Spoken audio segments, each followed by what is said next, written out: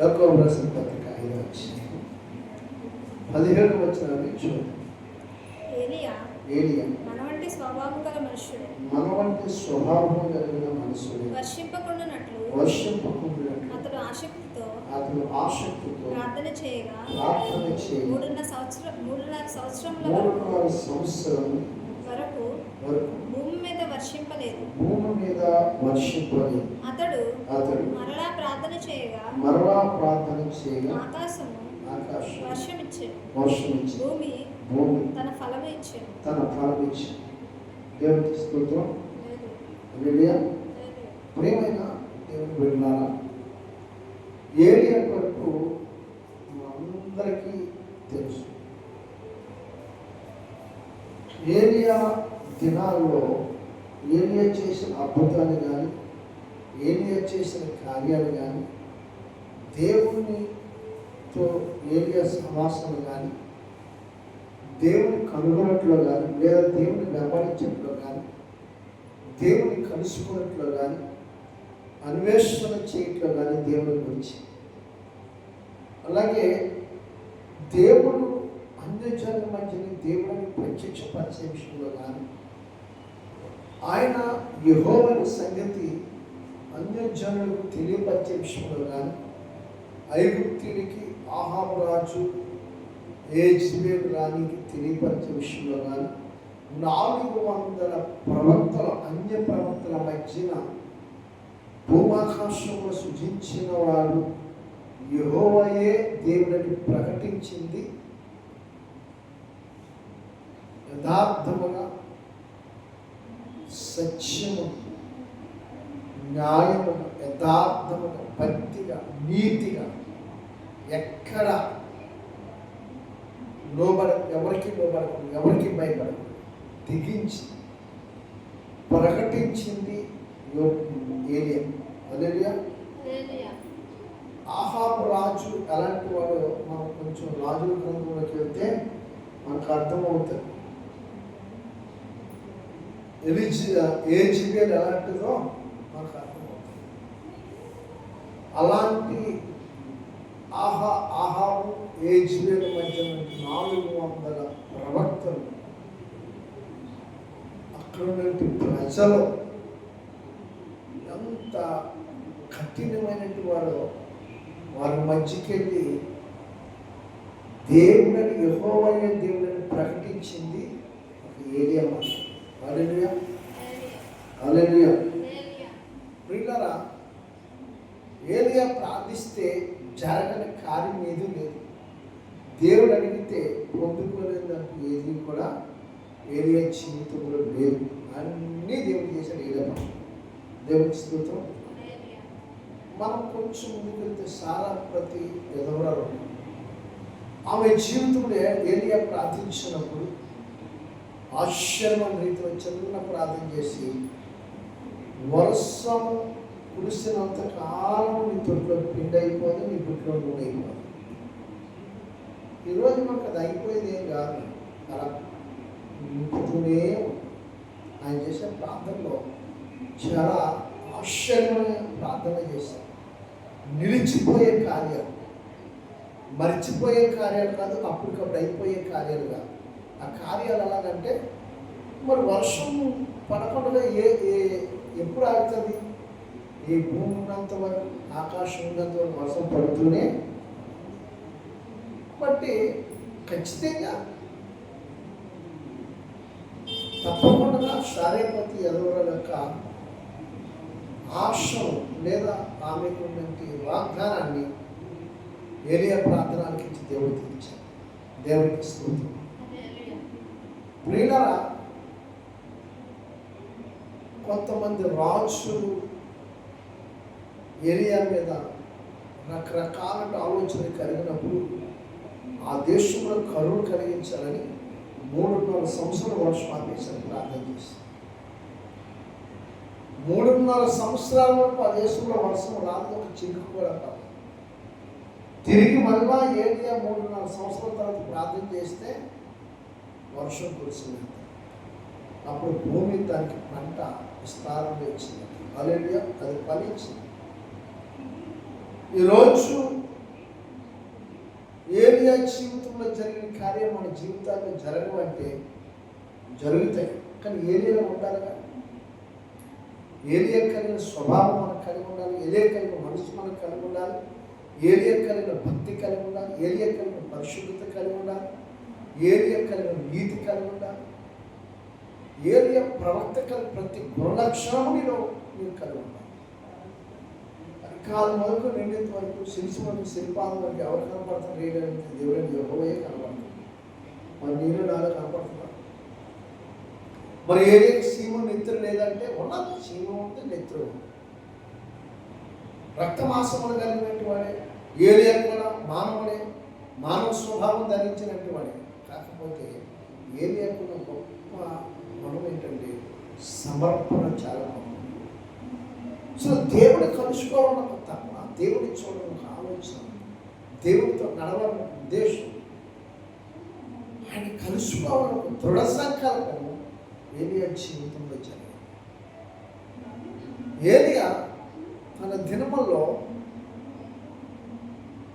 అనేకులు మేలే చేశారు, కానీ కీడు ఎక్కడ చేసినాడు. ఆయన ఎంత సున్నితమైన మనసు కలిగిన వాడు యేసుక్రీస్తు రాని ప్రభువే సాక్ష్యం. ఏలియా వచ్చిన మాట నిజమే, వచ్చాడు, తనంతా చక్కబెట్టాడు, తిరిగి మీరైతే ఆయన గ్రహించారు. ఆయనే బాప్తిస్మిచ్చిన యోహాను, అతడే ఇతడు. దేవునికి స్తుతి. ఇది నేను చెప్పే మాట కాదు, పరిశుద్ధ గ్రంథంలో నూతన నిబంధనలో చెప్తున్న మాట. కొత్త నిబంధన 4 సువార్తలు కూడా ఆ మాటలు ఏలియా కోసం రాశారు. ప్రభువా తన శిష్యులు అడుగుతున్నప్పుడు రాశారు. ఏలియాని పరిచయులు, శాస్త్రులు, సదుకేయులు కూడా అడుగుతారు. అదే బాప్తిస్మ యోహానుని అడుగుతారు, నువ్వు ఏలియావా? అవును. దానికి కారణం ఏంటంటే ఏలియా ఆత్మ కలిగిన వాడు అక్కడ బాప్తిస్మించిన యోహాను. దేవునికి స్తోత్రం. ఈ సందర్భాన్ని ఈ 4 సువార్తలో మనం చూడగలిగితే, ఒకవేళ మీరు చదవగలిగితే మత్తయి సువార్త 11:14, మత్తయి సువార్త 17:4, మార్కు 9:3, 11, లూకా 1:17, లూకా 4:25, రోమా 12. ఏలియా కోసం స్పష్టంగా నూతన నిబంధనలో యాకోబు రాసిన పత్రికలో యాకోబు కూడా చెప్పారు. ఏలియా దినాల్లోనే కాదు, ఏలియా గురించి పూర్వమందు అందరికీ మంచి ఆలోచన. ఏలియా శిష్యుడైనటువంటి ఎలీషా ఒక వ్యక్తి ఉన్నాడు. ఆయన దుఃఖిడెదురు దున్నుతున్నాడు పొలంలో, అన్నీ కలిగి ఉన్నవాడు. ఏలియా వెళ్ళి నన్ను వెంబడించాడు అంతే. దేవుని స్తోత్రం. వాటిని అక్కడ దుఃఖిడేలా విడిచిపెట్టి ఏలియా అనుకోలేదు కూడా దుప్పటి కింద పడుకుని దాన్ని తీసుకుని దాన్ని తీసుకుని. ఇది రెండోసారి మళ్ళీ ఎప్పుడు జరుగుతుందంటే ఏలియా ఆరోహణం అయినప్పుడు మనకి 1 రాజులు 18వ అధ్యాయంలో మనకు కనపడుతుంది. దేవుని స్తోత్రం. 18వ అధ్యాయంతో చదవాలి. ఆ దుప్పట ఎందుకు వస్తుంది? ప్రియులారా, ఏలియా 7 అద్భుతాలు చేస్తే ఎలీషా 14 అద్భుతాలు చేసినట్లు 2వ రాజుల గ్రంథంలో కూడా 1వ అధ్యాయం మీరు అంతా చదివితే ఏలియా ఎలాంటి వాడో మనకు అర్థమవుతుంది. ఏలియా కొన్ని గొప్ప గుణము, దేవునితో తన నిత్య నిబంధన సావాసం కలిగినట్టుగా ఒక్క క్షణం కూడా దేవుడికి వేరుగా లేదండి. ఈ మాట మనం చూస్తే పౌలు గారు కూడా ఏ క్షణము కూడా దేవుడికి వేరుగా ఉండేవాడు కాదు. ఒకవేళ ఎప్పుడైనా పౌలు క్షణం పాటులో ఆయన దేవునికి మర్చిపోతే మర్చిపోవడం అంటే ఏంటంటే ఒక నిమిషం ఆగి, లేకపోతే ఏదైనా తిన్నప్పుడు, లేకపోతే నిద్రపోయినప్పుడు, ఈ సందర్భాల్లో ఆయన పుసులు కారిపోతుంది. పౌలు సౌలుకి పుసులు కారుతుంది. కారణం ఏంటంటే ప్రార్థన మానేస్తే పుసులు కారిపోతుంది అట కళ్ళలో.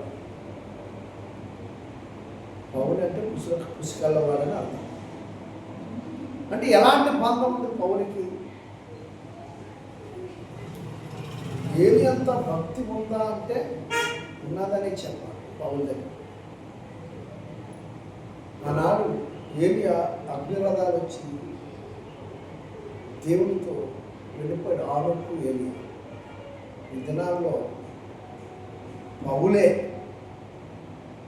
యేసులో కలిగిన ప్రతీది ఆయన అనుభవించి ఉన్నవాళ్ళు లేరంటే వారికి ఇచ్చిన ప్రత్యక్షత బట్టి వాళ్ళు చేస్తారు. పౌలు అలా కాదు. ఒకటి తక్కువ 40 దెబ్బలు ముమ్మారు పట్టబడ్డాడు. యేసుప్రోలకు సిలువ యుద్ధాడు. తలకెంద 3 రాత్రులు 3 పగల సముద్రంలో భయంకర తుఫానులో ఉండిపోయాడు. ఆయనకంటే ఎక్కువ దెబ్బలు బుద్ధులు ఆయన కాస్తారు. అయినా ప్రభుత్వ సమాన అనుభవం కలిగిన ఇచ్చుకోలేదు. చిన్న శ్రమ వస్తే, చిన్న శోధన వస్తే గిలా కుట్టిపోతాం.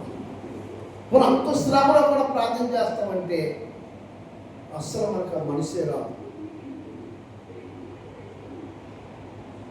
బాధ వచ్చినప్పుడు ప్రార్థించాలి మనసు రాదు, కష్టం వచ్చినప్పుడు ప్రార్థించాలి మనసు రాదు, సంతోషంలో కూడా దేవుని ఆరాధించాలి మనసు రాదు. అన్నీ అయిపోయి నిరుత్సాహ పరిస్థితులు, అంటే నిస్పృహలోకి వెళ్ళిపోయి ఇక నాకు ఏ దిక్కు లేదు,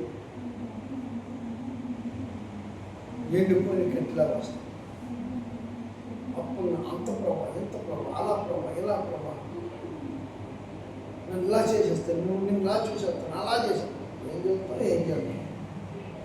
ఇచ్చిన అవకాశాన్ని పాడు చేసి ఏలియా అవకాశం దొరుకుతుందని చూశాడు. ప్రభుని కరోనా 40 దినాలు ప్రయాణం చేశారండి. 40 రోజులు ఉపవాసం ఉంది. యూరోప్ కంట్రీకి ప్రభుని కలుసుకుంటాను. ఒక్కరోజు ఉపవాసం ఉండి దేవుడితో గడపడానికి ఇష్టపడట్లేదు. మనమే దేవుని కలుస్తాం. 40 దినాలు ఉపవాసం ఉండి ఆయన కలుసుకోవాలని యూరోప్ కంట్రీ ఎక్కాడండి. మరి మాకు కాదులే ఉపవాసాలు, మాకెందుకులే, మా కడుపే మాకు దేవుడు, మా సొంత పనులే మాకు దేవుడు అన్నట్టుగా భక్తి ప్రజల మధ్య ఎలా చూపిస్తూ ఉంటే నా యొక్క భక్తి పనులు ఏంటో తెలుస్తుంది.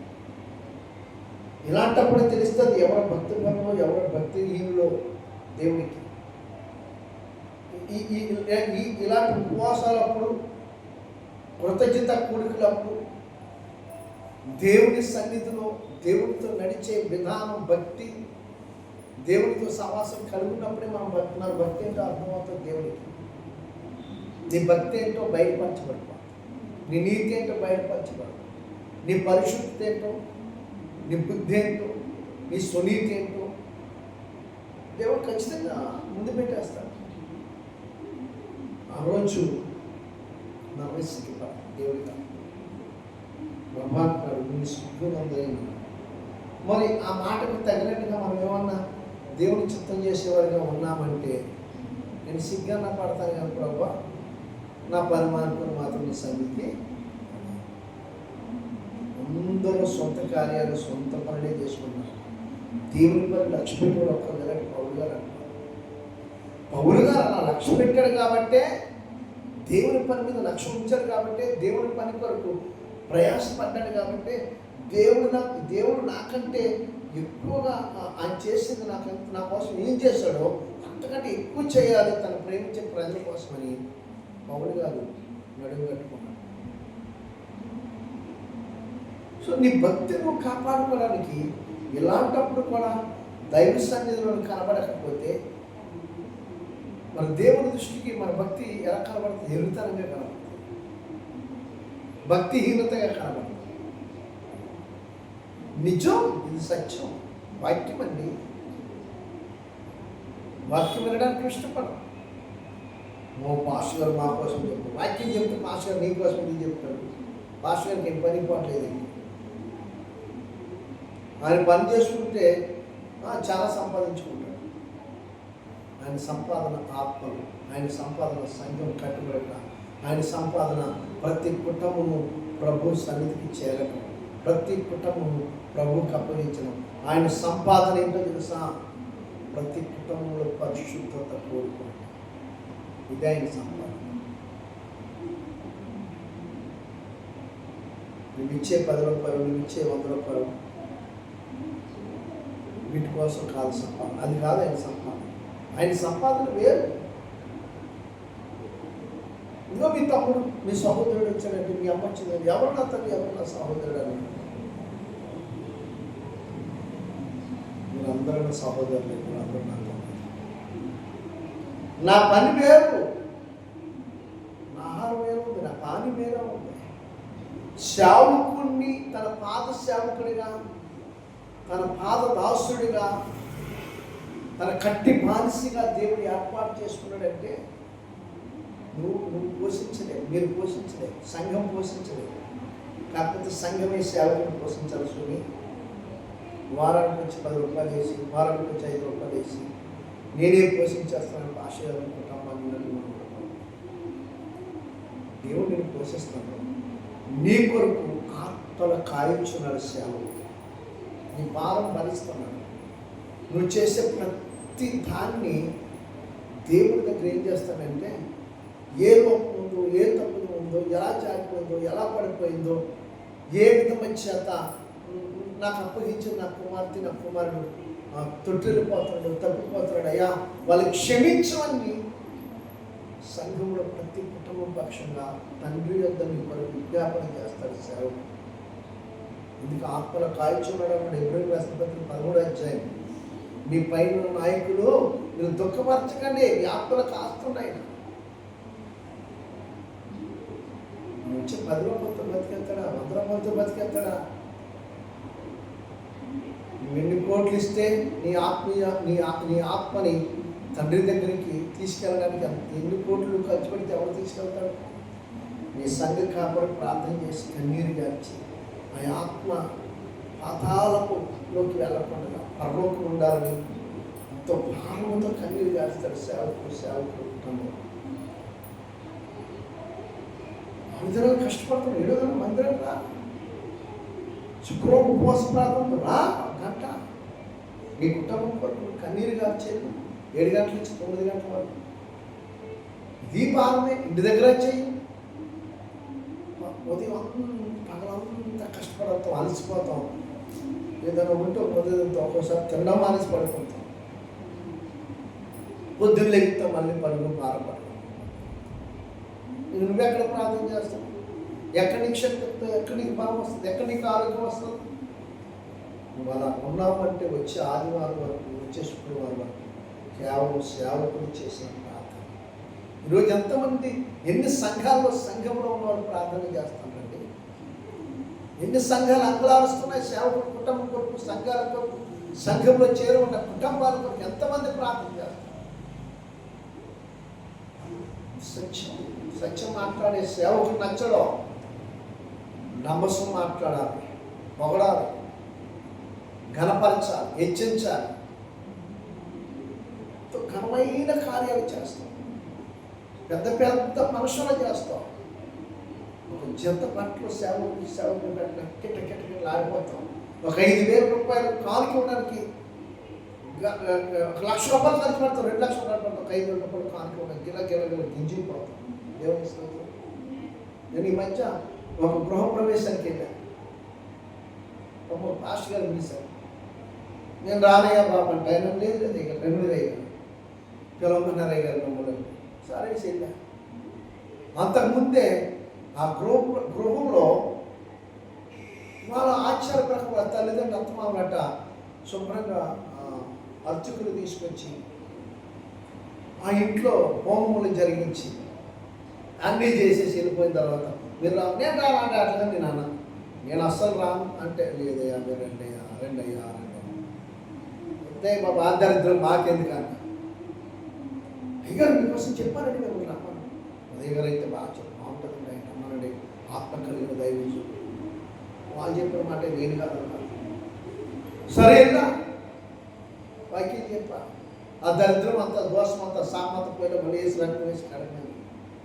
ఒక బిందు నీళ్ళు తీసుకొని ప్రార్థన చేసి ఏసు రక్తంగా మార్చుకోవాలి. తెల్లని సొంతం ఇల్లు అంతా బోయిలు పెట్టి అర్థం కనుక పైన ఏం తిన్నాం ఇల్లు వస్తాను. ఇల్లు రండి అండి, సరే ఇల్లు వస్తానంటే ఎల్లు రండి.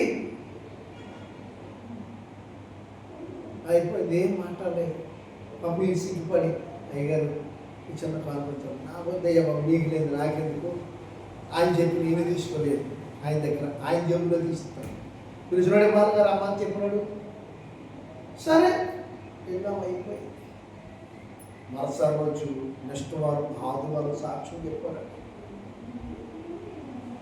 చెత్త బట్టలు పెట్టలేదు, పెద్ద ఇల్లు కట్టాం, పెద్ద ఇల్లు కట్టాం. ₹1,00,000 చెత్త బట్టలు పెట్టలేదు. ఒక ₹500 ₹1,000 కానుకోలేదు. ఆ అర్చుకులు కట్ట ₹5,000 ఇచ్చాడట. అయ్యగారు ఇల్లు రెండు డబ్బులు తెచ్చిపెట్టాడు. శాపాన్ని తెచ్చి పెట్టుకున్నాం.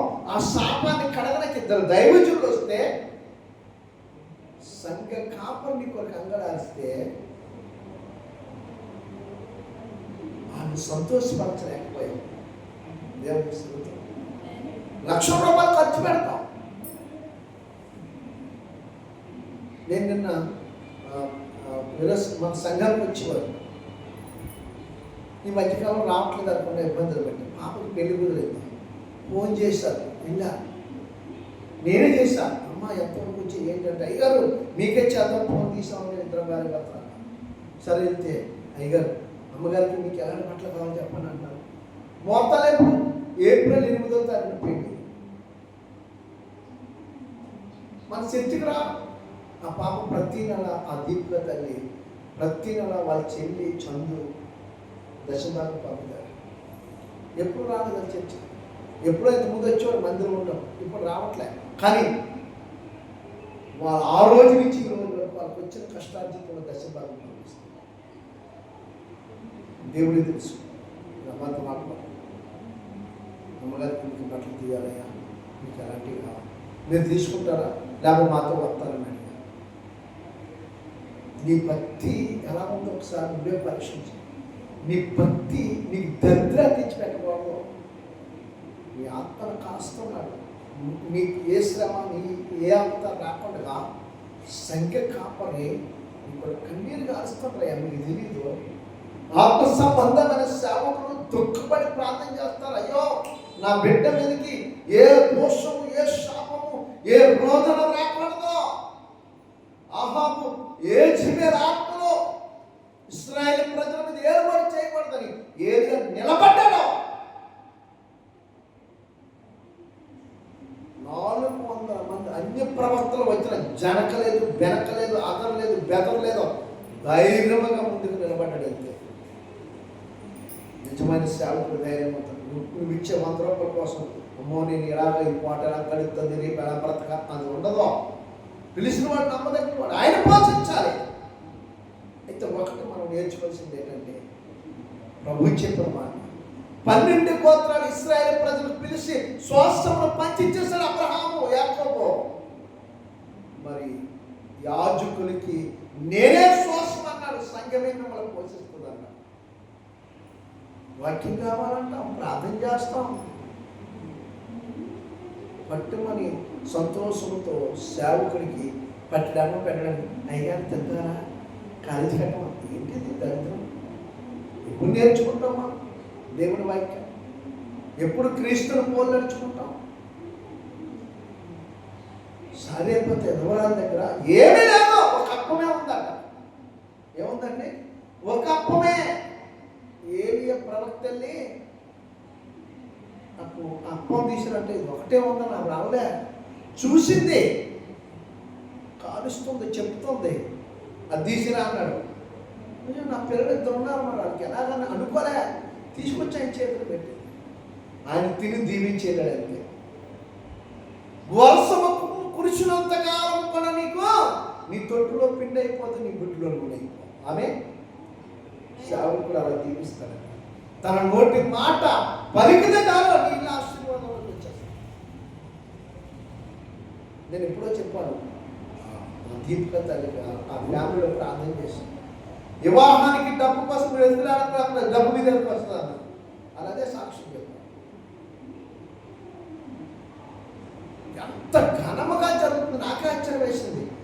ఇంత ఖర్చు అవుతుంది. నేను చెప్పాను కదా, ఇక ప్రార్థన చేసి దేవుని కార్యం చేశాను. పాపని ఈస్టర్ రోజు మేము పెళ్లి కుమార్తెను చేస్తున్నాం. మొదట మీరు వచ్చి ప్రార్థన చేయండి. దేవునికి స్తోత్రం. మా కడుపు నిండిపోద్ది. ఈ కార్యం సుదీర్ఘంగా ముందుకు మాకు ఆ నమ్మకం ఉందన్నది. అది విశ్వాసం. భక్తి చేస్తాం, అన్నింటిలో పాల్గొలుస్తాం, పాట పోతే మూతులు ముగ్గులు ముడుపులు ఇచ్చుకుంటాం. క్రమానికి రాము, టయానికి రాము. పాడాలనుకున్నప్పుడు 6:30 వచ్చి కూర్చో, 7 గంటలకి ప్రార్థించాలనుకున్నప్పుడు పాదకం దినకు వచ్చి కూర్చో. టైం అయిపోతుంది, క్రమానికి రాము. దేవుని తిన్నాను. క్రమము తప్పి దాసులను నిందించకూడదు, దాసుల్ని బాధ పెట్టకూడదు. మీ ఆత్మను కాస్తారైనా ఏది అప్పం తీసుకొచ్చి ఇచ్చినప్పుడు సారేపతి ఎదవరాలు బాధపడితే కూడా అది సంతోషంగా ఇచ్చిందే. అందుకని దీవించబడి నువ్వు ఇచ్చేది దేవునికి ఇస్తున్నావు. ముక్కుతూ ములుగుతూ ఇవ్వడం ఎందుకు? సంతోషంగా గుంపులు వెళ్ళి ఏ కార్యం చేసిన సేవకుని గుర్తుపెట్టుకొని దేవుని దాసులు అడిగి పెడితేనే కానాని వివాహంలో యేసయ్య అడిగి పెట్టగానే ఆ కార్యం ఎంతో, ఆ వివాహం ఘనముగా మధురముగా మార్చబడ్డది. అక్కడ ఉన్న ప్రజలందరూ అనేక విధాలుగా విస్మయం పొందారట. అనేక మంది ఆశ్చర్యపోయారట. ఎంత ఘనంగా జరిగింది వివాహం. దాసులు అడిగి పెడతారు వివాహాల్లో, శుభకార్యాల్లో, మీరు చేసే ప్రతి కార్యక్రమాల్లో మొదటి స్థానాన్ని దాసులకి ఇవ్వాలి. అది మర్చిపోయి నేనే బాగా ఆలోచన చేయాలి. దేవుడే పొగడదని వాళ్ళు. హల్లెలూయా. కాబట్టి ప్రేమ దేవుడు కదా 3.5 సంవత్సరాల వర్షం కూడా ఏరియా ప్రార్థిస్తాం. దాసులు ప్రార్థన చేస్తే మీ కుటుంబాల్లో, మీ ఇళ్లలో, మీ చేతి పనులు ఎక్కడ మీకు లోటు ఉండదు. సమృద్ధిగా దేవుడు దయచేయనుగాక. యేసు నామములో సమృద్ధి అయినట్టి సర్వ సమృద్ధి పరిపూర్ణ దయ దేవుడు సర్వ సమృద్ధిలో మిమ్మల్ని నడిపించునుగాక. ఆమేన్. ప్రపంచం చూపించాడు. ప్రపంచం దేవుడే కనికర సంపన్నుడు. దాసులు నోటి మాట ముడిపరిచేది. దుఃఖపడుతూ, బాధపడుతూ, దరిద్రంగా, దీనంగా ఏదో సర్వస్వం తీసుకొచ్చి మన పాదాల దగ్గర అపోస్తలుల పాదాల దగ్గర వాలేసారు కదా, మనమే చేసేసి ఇచ్చే దాంట్లో సంతోషం ఇచ్చి ఆ దేవుడు పొందాలి, ఆశీర్వాదాలు పొందాలి. దేవుడి కృప మీ అందరికీ తోడే నడిపించును గాక. ఆమేన్.